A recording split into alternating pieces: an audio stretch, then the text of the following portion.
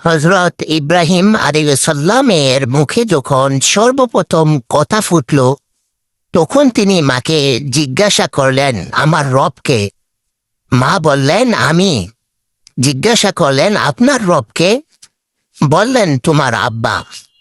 জিজ্ঞাসা করলেন, আব্বা জানের রবকে? বললেন, নমরুদ। জিজ্ঞাসা করলেন, নমরুদের রবকে? বললেন তার কোনো রব নেই, তিনি নিজেই সকলের রব। হযরত ইব্রাহিম আলাইহিস সালাম নমরুদকে অস্বীকার করলেন।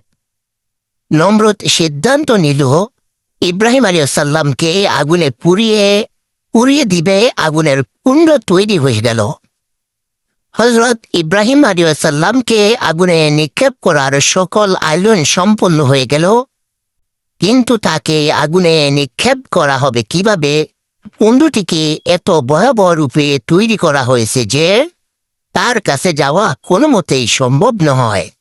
কিন্তু ইব্রাহিমকে অগ্নিকুণ্ডে নিক্ষেপ করার কোনো ব্যবস্থা নেই। শয়তান চরকের মতো একটি যন্ত্র নিয়ে হাজির হল। হযরত ইব্রাহিম আলাইহিস সালাম এর পরিধানের পোশাক খুলে রশি দ্বারা বাঁধা হলো। যখন চরকে তুলে উপরে উঠানো হলো, তখন হযরত জিবরাইল আলাইহিস সালাম এসে তার ডান পাশে আর ফারের ফেরেশতা এসে বাম পাশে দাঁড়িয়ে গেলেন। দুদিকে দুই ফেরেশতা, মধ্যখানে হযরত ইব্রাহিম আলাইহিস সালাম। আর ইব্রাহিম আলাইহিস সালাম কোনো কথা বলছেন না, শুধু মনে মনে এতটুকু বলছেন যে আমার জন্য আল্লাহই যথেষ্ট এবং তিনি উত্তম অভিভাবক। হযরত জিবরাইল আলাইহিস সালাম বললেন, ইব্রাহিম, আমাকে কি আপনার কোনো প্রয়োজন নেই?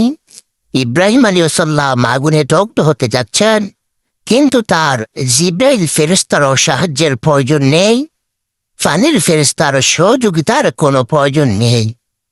তিনি মহতাজ শুধু আল্লাহর, তার দৃষ্টি কেবলই আল্লাহর প্রতি নিবদ্ধ। তো তখন মহান আল্লাহ তাআলা সরাসরি আগুনকে আদেশ করলেন, হে আগুন, তুমি ঠান্ডা হয়ে যাও, ইব্রাহিমের জন্য শান্তিদায়ক হয়ে যাও। আল্লাহ পাক আগুনকে এমন ঠান্ডা করে দিলেন যে দাউ দাউ করে প্রজ্বল্যমান আগুনের শিখাগুলোকে আরামদায়ক করে দিলেন। নমরুদের অগ্নিকুণ্ডের শিখাগুলো হযরত ইব্রাহিম আলাইহিস সালামকে খুলে তুলে নিল। আগুন হযরত ইব্রাহিম আলাইহিস সালামের জন্য নিস্তেজ ও শীতল হয়ে গেল। হযরত ইব্রাহিম আলাইহিস সালামের পিতা আজর ছিল মুশরিক, নমরুদের দাসানুদাস। ইব্রাহিম হত্যার নেপথ্য নায়ক ও বিশিষ্ট পরামর্শক। কিন্তু যখন সে দেখল ইব্রাহিম আগুনের মাঝে বসে আছেন এবং তার লুমটিও পুড়ছে না, তখন বলে উঠলেন, ইব্রাহিম, আমি স্বীকার করছি তোমার দিন সঠিক ও তোমার প্রভুও সঠিক। ভাই, এই গঠন থেকে আমরা জানলাম যা কিছু হয় আল্লাহ তাআলার থেকে হয়। আগুনের কোনো ক্ষমতা নাই, পানির কোনো ক্ষমতা নাই, একমাত্র ক্ষমতা আল্লাহ তাআলার। আগুনে কোনো মানুষকে পোড়াতে পারবে না, পানিতে মানুষে কোনো মারা যাবে না আল্লাহ তাআলা যতক্ষণ না পর্যন্ত আগুনকে আদেশ না করে। এজন্য যা কিছু দেখেন হযরত ইব্রাহিম আলাইহিস সালাম শুধু মুহতাজ একমাত্র আল্লাহ তাআলার, আর কারো মুহতাজ না তিনি। একমাত্র সাহায্য কার চাচ্ছে? আল্লাহ তাআলার কাছে, অন্য কারো কাছে সাহায্য চাচ্ছে না। কারণ আমার আল্লাহ তো দেখতেছে যে আমি আগুনে পড়ি। হযরত ইব্রাহিম আলাইহিস সালামের কথা হলো, আমি যেন আমাকে যেন নমরুদ আগুনে নিক্ষেপ করছে, আল্লাহ তাআলা তো দেখতেছে, কেউ দেখুক বা না দেখুক।